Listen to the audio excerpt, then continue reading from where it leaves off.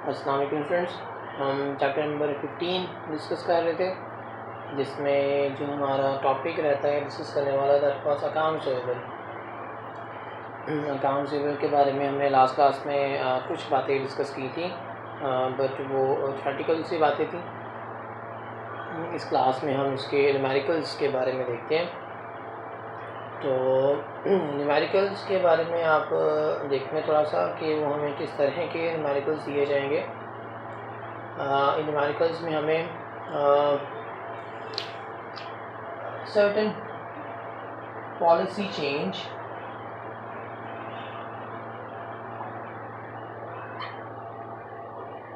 About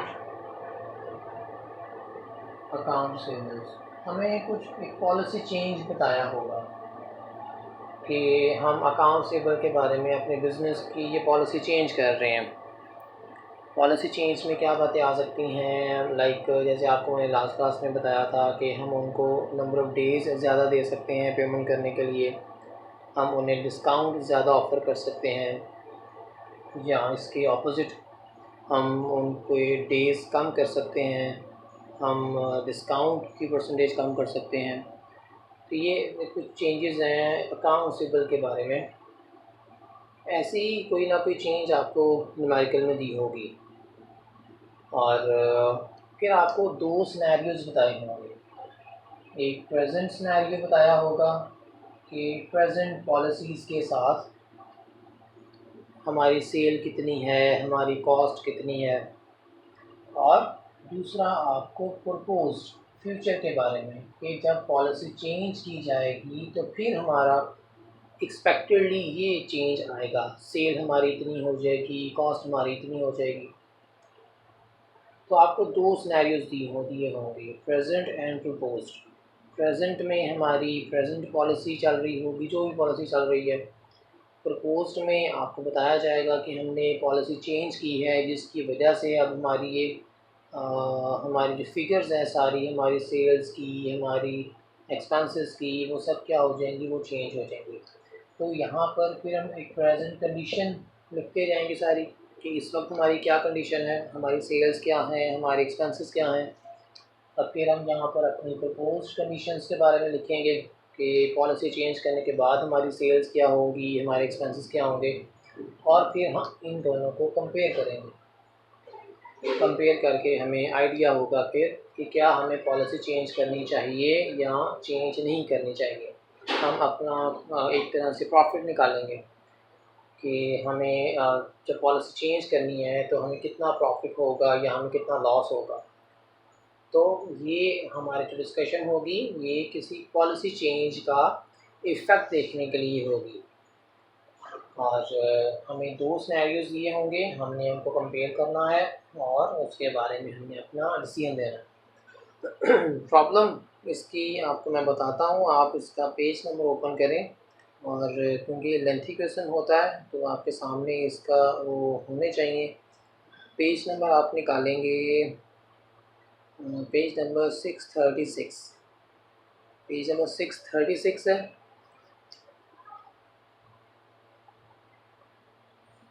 problem number 8, account receivable changes without bad debts. Account receivable changes without bad debts. सब बच्चे books निकालें और ये page number निकालें 636। मैं वीडियो पॉज करता हूँ और सब बच्चे अपने सामने ये न्यूमेरिकल रखें ताकि आपको डाटा की समझ आए। चलें सब बच्चे बुक्स पेज नंबर निकालें 636। ओके ये देखें, ये पेज है 636, और ये आपके प्रॉब्लम सामने होनी चाहिए। Account receivable changes without bad debts, इसमें बैड डेट्स शामिल नहीं है। प्रॉब्लम नंबर 8 है। और देखिए इसमें हम रीड करते हैं, Taras textiles currently has credit sales of $360 million per year. इस कंपनी की जो एनुअल सेल्स हैं these are $360 million, and an average collection period of 60 days। Average collection period क्या होता है कि हमें कितने दिन लगते हैं अपने कस्टमर से पैसे रिसीव करते हुए। 60 days आपको दिए गए हैं। तो ये देखिए उसने कहा कि currently Tara textiles currently has, इस वक्त प्रेजेंटली जो हमारी सेल्स हैं वो 360 मिलियन हैं, और प्रेजेंटली जो हमारी अकाउंट से एवरेज कलेक्शन पीरियड है this is 60 days. And then assume that the price of the Tara's products is $60 per unit. एक यूनिट की जो उसकी सेल प्राइस है this is 60, and the variable cost are $55 per unit. तो sale price भी आपको बताई गई है 60 और वेरिएबल कॉस्ट आपको बताई गई है 55. The farmer is considering an in accounts payable change. तो उसने आपको कहा कि हम कोई पॉलिसी चेंज कर रहे हैं अकाउंट रिसीवेबल के बारे में. That will result in a 20% increase in sales, जिससे हमारी सेल्स में 20% इंक्रीज़ हो जाएगा, and 20% increase in average collection period और 20% ही हमारे एवरेज कलेक्शन पीरियड में चेंज आएगा. एवरेज कलेक्शन पीरियड हमारा 60 दिन का है, इसमें भी 20% चेंज आएगा, इंक्रीज़ आएगा. एंड हमारी सेल्स भी 60 मिलियन की हैं, इसमें भी 20% इंक्रीज़ आएगा. ये डाटा आपको दिया गया है. और then no change in bad debts is expected. Bad debts में कोई चेंज नहीं है. The firm's equal risk opportunity cost on its investment is on account receivable is 14%. ये उसने आपको कॉस्ट ऑफ कैपिटल दिया है जो हमने लास्ट क्लास में पढ़ा हुआ है. तो रिक्वायरमेंट ए में उसने आपसे कहा है कि एडिशनल प्रॉफिट निकालें. तो बाकी चलें हम इसको देखते हैं. पहले इसका डाटा मैं लिखता हूँ आपके सामने. तो मैं आपको बताता हूँ कि आपने कैसे इसका डाटा लिखना है ताकि आपके लिए क्वेश्चन समझना बाद में आसान हो जाए. ओके, ये हम इसका डाटा यहाँ पे मेंशन करते हैं. डाटा आपने इसका कैसे लिखना है, आप यहाँ पे 2 सिनेरियोज एक टेबल बना लें. एक में लिखें प्रेजेंट कंडीशन एंड एक में प्रपोज्ड.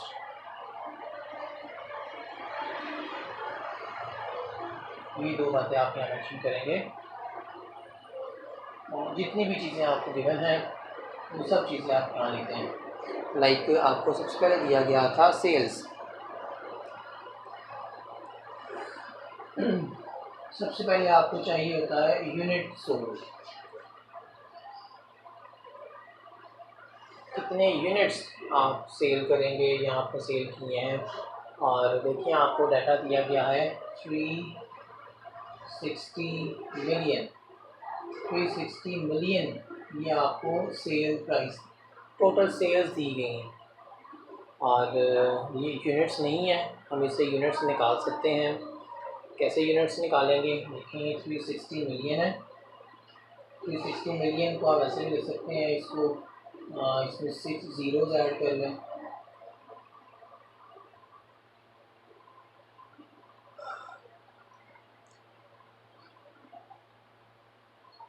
और इसको सिंपल भी आप कर सकते हैं, लेकिन चलें इसको हम ऐसे ही करते हैं. 360 मिलियन इसको यूनिट्स में अगर आपने चेंज करना है तो हम इसके यूनिट्स कैसे निकाल सकते हैं. इसको आप सेल प्राइस पे डिवाइड कर दें. देखिए आपको एक यूनिट की जो सेल प्राइस है वो दी गई थी 60. तो इसको अगर आप डिवाइड करें तो ये आ जाएगा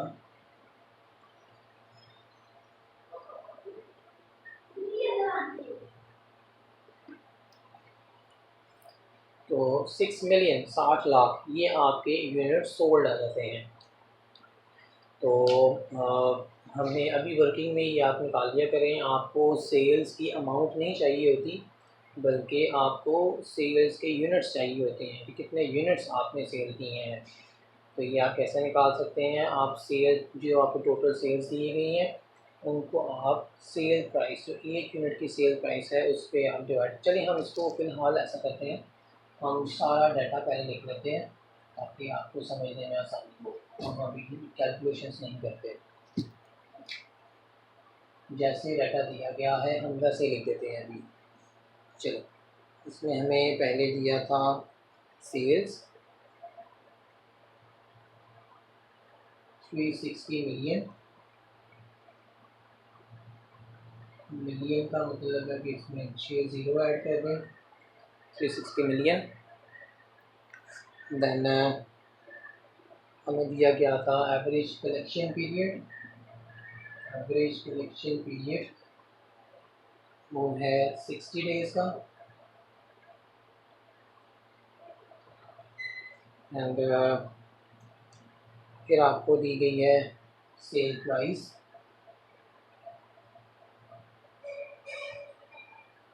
दिस इज $60 पर यूनिट में है ये। एंड देन आपको वेरिएबल कॉस्ट दी गई है,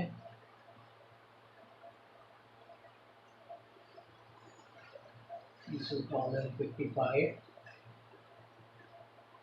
और ये आपको प्रेजेंट का डाटा दिया गया है। प्रेजेंटली आपको कहा गया है कि इतनी हमारी ये हमारी कंडीशन है। देन आपको प्रपोज में कहा गया the firm is considering an accountable change that will result in 20% increase in sales and 20% increase in average collection period। हमें कहा गया है कि हमारी जो प्रपोज प्लान है हमारा, उसके अकॉर्डिंग हमारी 20% ही सेल्स बढ़ जाएंगी और 20% ही हमारी एवरेज कलेक्शन पीरियड बढ़ जाएगा। चलें, इसको अगर हम 20% इंक्रीज़ करें, इसका मतलब है कि 360 मिलियन प्लस 20%, देखें कितना हो जाएगा। 360 मिलियन का अगर आप 20% लें, वो आ जाएगा कोई 72 लाख आ जाएगा। तो 72 लाख को इसमें ऐड कर दें तो हमारे पास जो आंसर आएगा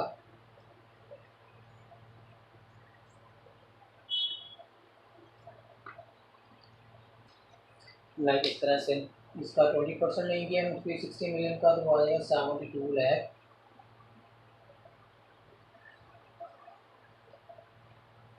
जीरो आ जाएगा और इसको फिर आप ऐड कर देंगे 360 मिलियन में,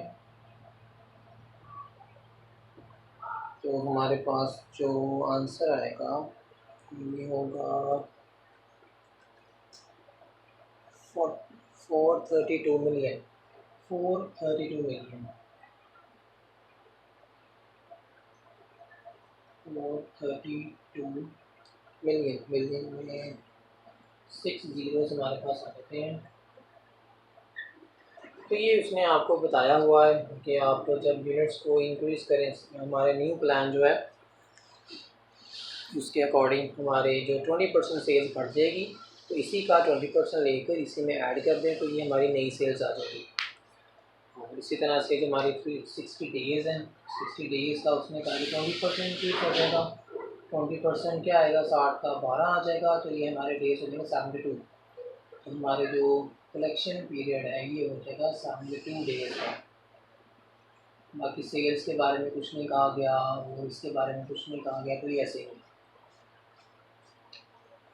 तो ये आपको प्रपोज प्लान दिए गए हैं।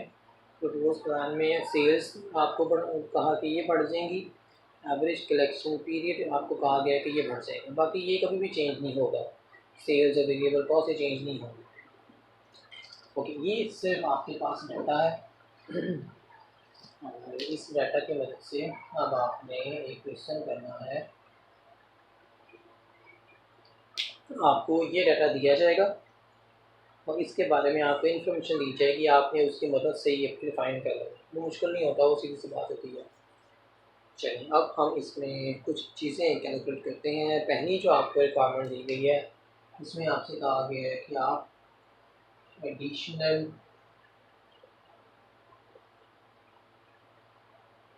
प्रॉफिट कंट्रीब्यूशन,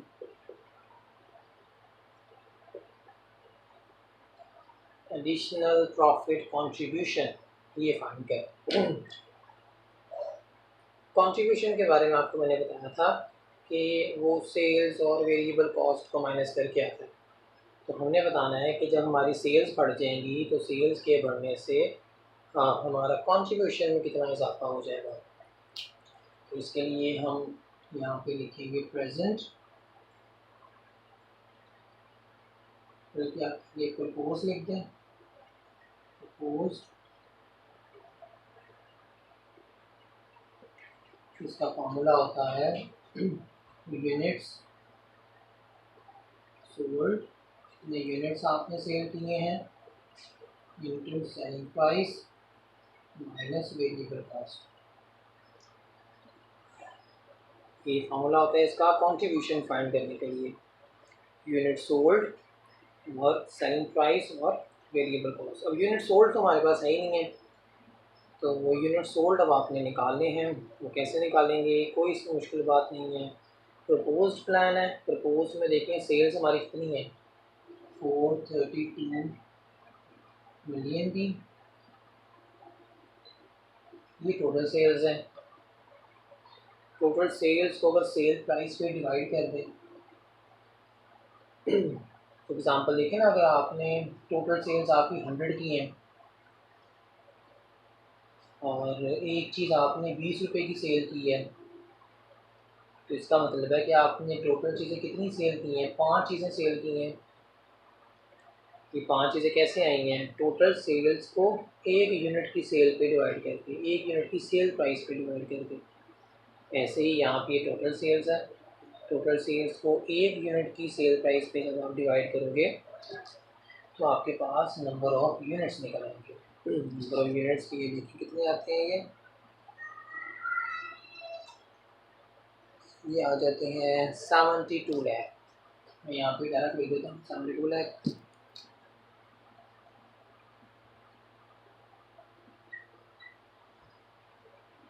ठीक है, तो आपने यूनिट सोल्ड निकाल लेने हैं। यूनिट सोल्ड अगर आपको दिए गए हैं तो अच्छी बात है, नहीं दिए गए तो इसी सेल प्राइस को, इस ये टोटल सेल्स को इसी सेल प्राइस पे आपने डिवाइड करके निकाल लेना। देन सेल प्राइस आपको दी जाएगी, सेल प्राइस 60 की है, वेरिएबल कॉस्ट भी आपको दी जाएगी।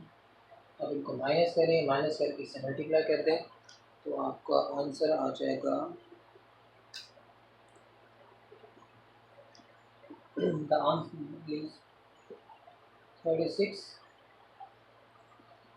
मिलियन।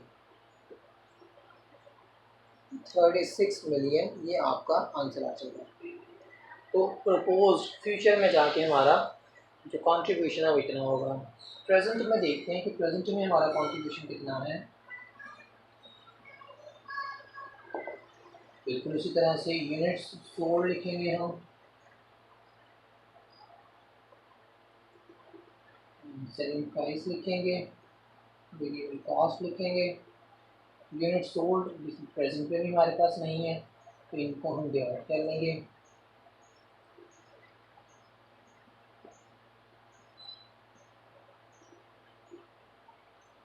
सिक्सटी पे देखते हैं क्या आता है।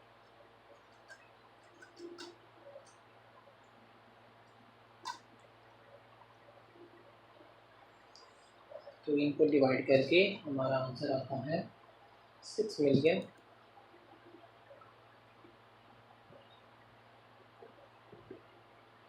बाकी सेल प्राइस तो वही रहेगी, वेरिएबल कॉस्ट भी वही रहेगी।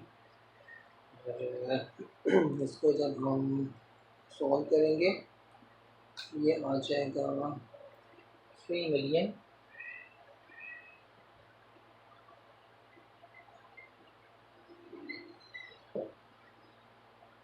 ये 7 ज़ीरो है, 30 मिलियन।